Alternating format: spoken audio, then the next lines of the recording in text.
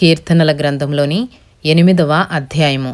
ప్రధాన గాయకునికి గితీత్ రాగమును బట్టి పాడదగినది. దావీదు కీర్తన. యెహోవా మా ప్రభువా, ఆకాశములలో నీ మహిమను కనుపరచువాడా, భూమి ఎందంతటా నీ నామము ఎంత ప్రభావము గలది. శత్రువులను పగ తీర్చుకుని వారిని మాన్పివేయుటకై నీ విరోధులను బట్టి బాలుర యొక్కయు చంటి పిల్లల యొక్కయు స్తుతుల మూలమున నీవు ఒక దుర్గమును స్థాపించియున్నావు.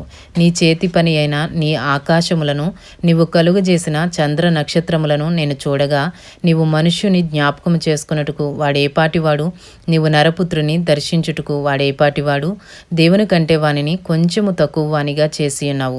మహిమ ప్రభావములతో వానికి కిరీటము ధరింపచేసియున్నావు. నీ చేతి పనుల మీద వానికి అధికారం ఇచ్చియున్నావు. గొర్రెలనన్నిటినీ, ఎడ్లనన్నిటినీ, అడవి మృగములను, ఆకాశ పక్షులను, సముద్ర మత్స్యములను, సముద్ర మార్గములలో సంచరించు వాటినన్నిటినీ వాని పాదముల క్రింద నీవు ఉంచియున్నావు. యెహోవా మా ప్రభువా, భూమి ఎందంతటా నీ నామము ఎంత ప్రభావము గలది. ఇంతటితో కీర్తనల గ్రంథంలోని 8వ అధ్యాయము పూర్తి చేయబడినది.